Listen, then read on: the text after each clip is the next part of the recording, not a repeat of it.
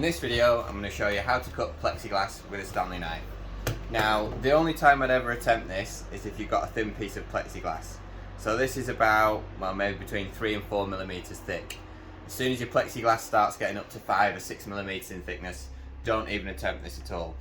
There's two good reasons not to try and cut plexiglass with a Stanley knife.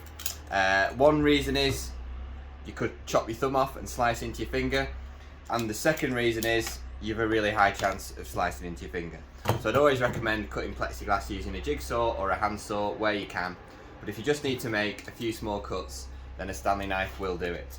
So the first thing you need to do is take your piece of plexiglass, keep the face side up and leave the protective film on if there is some, and then you just want to take a square and mark your line.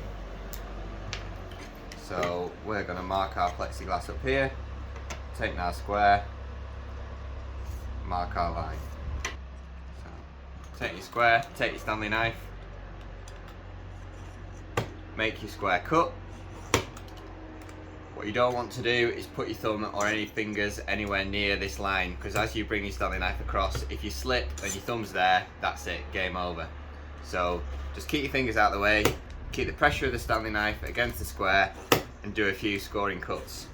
Now always when you find yourself doing a few scoring cuts and not one, it's a good sign that you shouldn't be doing it. If you can score something in one cut, then snap it, you were probably doing the right thing, like with plasterboard. If you're having to make multiple scores with your Stanley knife, maybe choose a different tool if you can. So once you've scored your line a few times, you can then take your square away and your Stanley knife will follow that line.